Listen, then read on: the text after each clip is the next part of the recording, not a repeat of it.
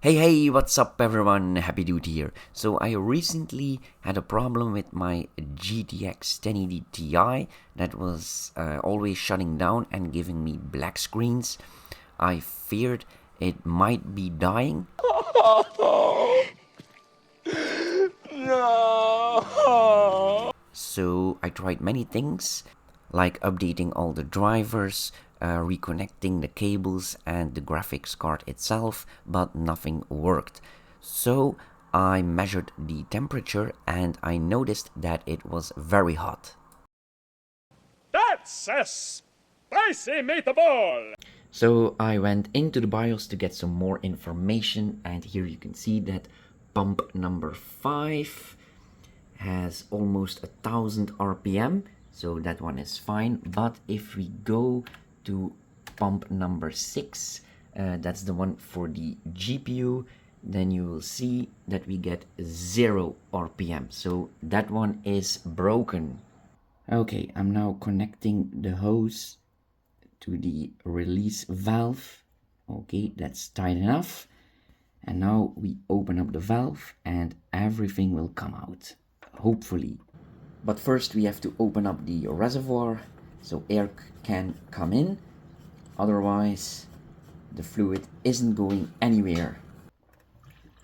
Oh yeah.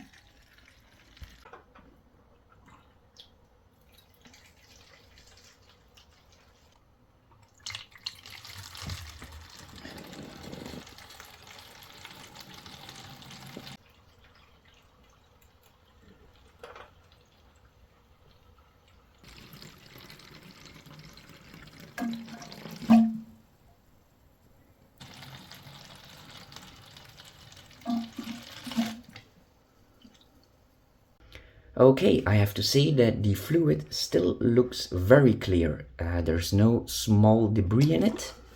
So the pump just died of old age, and after 4 years, that's normal. So the CPU pump is the next thing to break. So everything in this custom water loop is from EK. The water pumps, the fittings, the water blocks, and the fluid. Okay, let's take this tube off so we can inspect the pump.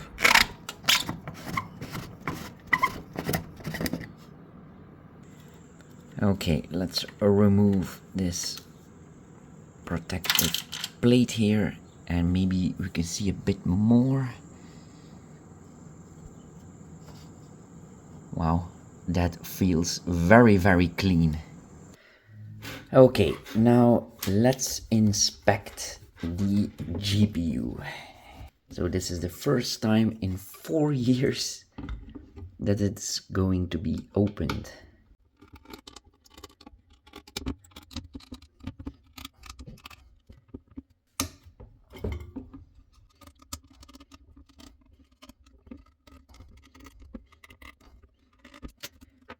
And there we go, the first plate is off. Okay, that looks pretty clean to me. Okay, this cooling block is on there very tightly. I'm trying to find a little gap to push it off. Whoops, my mistake. There was still one screw at the back. Sorry. Okay, let's inspect the inside. Wow, that is very clean. I've seen some other stuff on the JZ2 Cents channel. Okay. And this is also very clean. So this clear cryofuel from EK does the job very well. It's never been replaced in 4 years. And to get the color, I just used this stuff. You only need a few drops of it. And now the next part is to disconnect the 1080 Ti and remove the water block and install the air cooler again. Luckily, I still have it. Now, I didn't really want to do it because I was very tired. I just had a workday of 12 hours and now I had to work on my computer and disassemble my GPU and assemble it again and hope that it would work. And then I had to finish that video to upload it onto YouTube. And after all that, I had to wake up very early the next morning. So, yeah. But luckily I have the knowledge and the tools and a little bit of cooling paste left, so I can do the operation. Because if you have to hire someone to do this for you, it will cost a bit of money. And I don't want to spend any money on this old computer because I'm saving for a new one.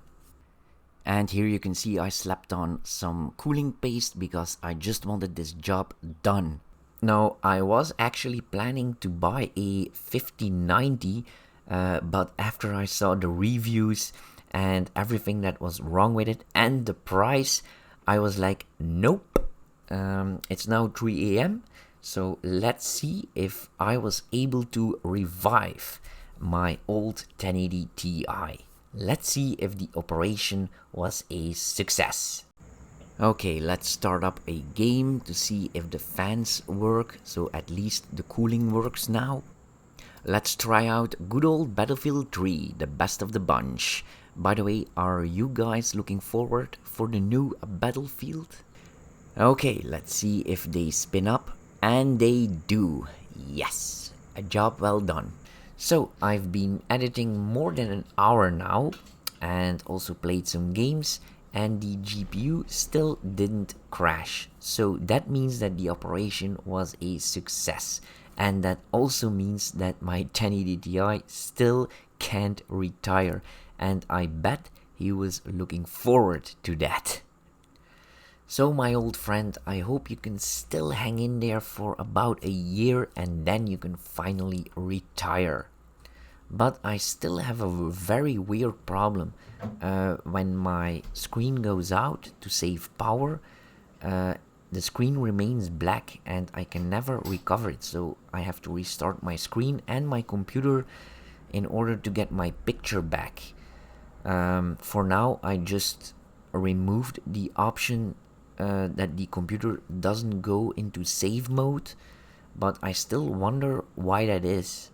Is that a bug in the driver of the GPU itself or a bug in Windows? If somebody knows, please let me know in the comments below. Anyway, thanks for watching and you all have a nice day now and I can finally go to sleep. Bye. Oh, no, no.